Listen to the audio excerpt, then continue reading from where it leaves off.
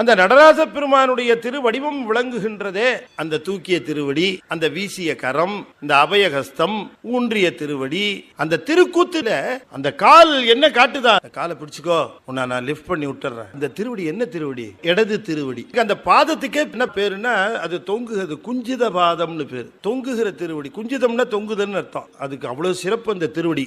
அது என்ன இடது திருவடி? அது அம்பாளுக்குரியது, அது திருவருளை குறிப்பது. அந்த திருவருளை பெறுவாயாக வா. இந்த காலு கீழே ஊனி இருக்காரு பாருங்க, அதுக்கு கீழே என்ன இருக்கு? முயலகன்னு ஒருத்தர் இருப்பான். அவன் எப்படி இருப்பான் பாத்திருக்கீங்களா? கண்ணு ஒரு பக்கம், காது ஒரு பக்கம், கை ஒரு பக்கம். இந்த காலு கீழே இருக்கிற முயலகன் தான் நம்முடைய சிந்தனை. அதை அடக்கி இந்த திருவுருளை பற்று அப்படின்னு இந்த தூக்கிய திருவடியவே இந்த வீசிய கை காட்டி கொண்டு இருக்கும். இந்த வீசு கரம்ங்கிறதுக்கு என்ன பேர் சொல்லுவாங்க?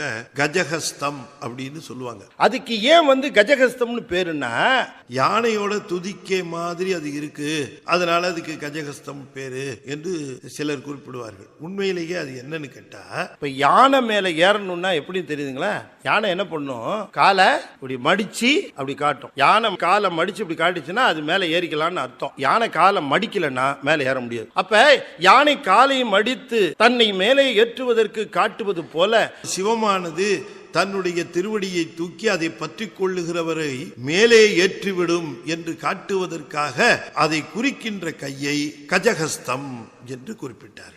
அதனால யானை ஏற்றுவது போல பெருமானும் முடிமேலே ஏற்றுவான். யானையானது எப்பொழுது தன்மேல் ஏற்றிக்கொள்ள வேண்டும் என்று விரும்புகிறதோ அப்பொழுது தன் காலை மடித்து காட்டும். ஆனால் சிவபெருமானோ எப்பொழுதுமே காலை மடித்து வைத்துக் கொண்டு காத்திருக்கிறானாம். இந்த தூக்கிய திருவடி இருக்க, அது எதை குறிக்கிறது என்று சொன்னால் முத்தியை குறிக்கிறது. அதை பற்றி கொண்டால் உன்னை நான் மேலே ஏற்றி விடுவேன் என்று இந்த வீசிய கை அப்படி அந்த தூக்கிய திருவடியை காட்டி கொண்டிருக்கு. அப்படி காட்டினால் பயமில்லை என்று ஒரு அபய கரம் காட்டிட்டு இருக்கு. தீயை ஒரு கரத்திலே ஏந்தி கொண்டிருப்பார். தீ அழிப்பது போலன்னு சொல்லக்கூடாது. இந்த சங்காரம் என்று பெயர். தீ வைத்திருக்கக்கூடிய அந்த திருக்கரமே சங்காரத்தை குறிக்கிறது. அதை ஒடுக்கம் என்று சைவ சித்தாந்தத்திலே சொல்வார்கள். பிறகு கையிலே ஒரு உடுக்கை வைத்திருக்கிறார். படைத்தல் என்பது அந்த உடுக்கை காட்டப்பட்ட நிலையிலே நாதம் என்று சொல்லக்கூடிய ஓங்காரத்தில் உலகம் துவங்குகிறது.